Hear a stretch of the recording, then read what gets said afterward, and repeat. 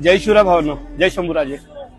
आज मुंबईच्या शहरामध्ये ना, ज्या ठिकाणी माझ्या उजव्या बाजूला श्री छत्रपती शिवाजी महाराज टर्मिनल्स आहे, इथे अनेक लोक प्रवास करतात।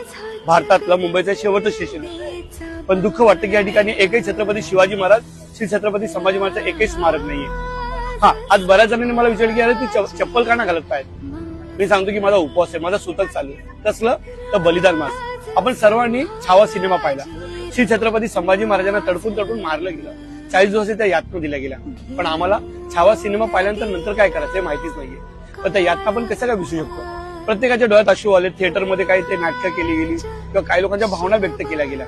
क्षमाचं मी नाटक म्हटलं कारण की नाटक ह्याच्यासाठी की त्या 40 दिवसात बलिदान मास तुम्ही का ना करत आहे। लाज वाटते, लोक काय बोलतील म्हणून विचार करताय की नक्की तुम्हाला बलिदान मास बद्दल माहितीच नाहीये।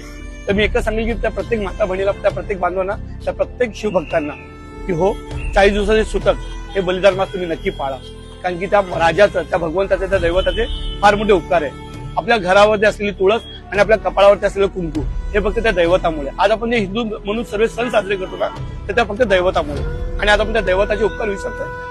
अरे 40 दिवसाच्या यातना आपल्याला आठवणीत राहावं म्हणून आपण तो बलिदान मास पाळतोय। पायात चप्पल नाही घालायचं कोणाला दिखावासाठी किंवा अंधश्रद्धा म्हणून नाही, तर त्या राजाच्या प्रत्येक दिवशी दिलेल्या यातना आम्हाला हिंदू म्हणून जगून ठेवतोय।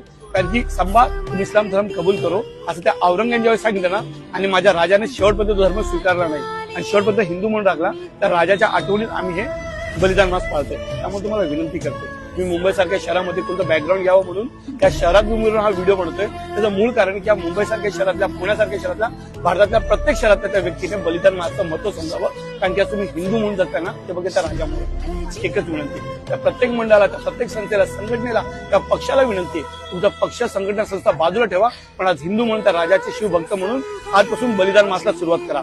मागील 4 दिवस संपले चालतील, पण पुढील जे येणारे दिवस आहेत 40 दिवसातले, तो दिवस प्रत्येक माझ्या राजासाठी, माझ्या बलिदान मासासाठी आज बघा। जय श्रीराम, जय शिवराय, जय लवजी।